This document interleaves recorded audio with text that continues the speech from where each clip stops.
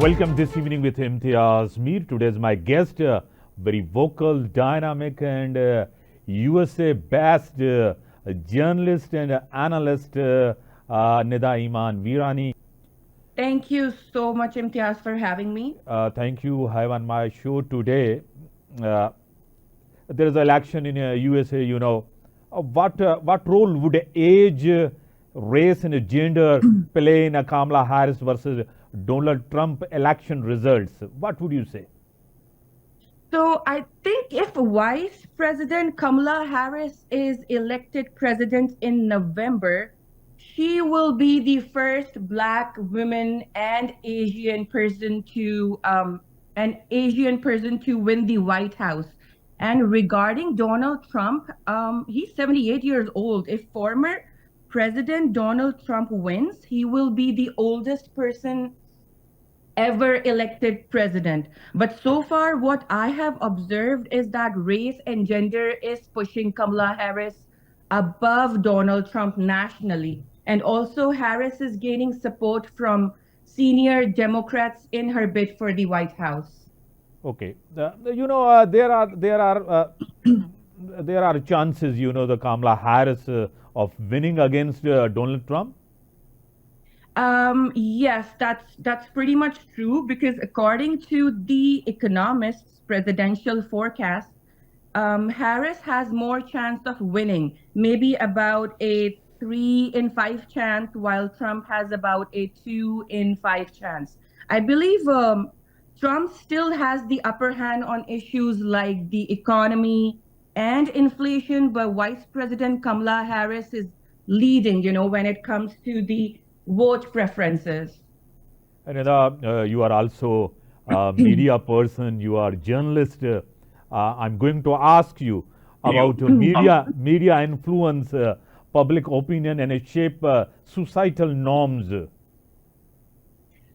Yes, of course, as media is the main source of information which helps the citizen to form public opinion, right? Because the way news is presented, it can shape how readers or viewers, I would say, perceive and form a specific opinion about it. So, if I'm not wrong, since 1950s, television has played an important role in molding public opinion. Okay. So there are basically two primary areas of your question. One is that media tells us the news, right? And the other is media tells us what to think about the news. Yes, there is a very important role of media in a modern politics and election activities. Of course, by reporting on the development of an election campaign and then later reporting results and monitoring vote counting as well.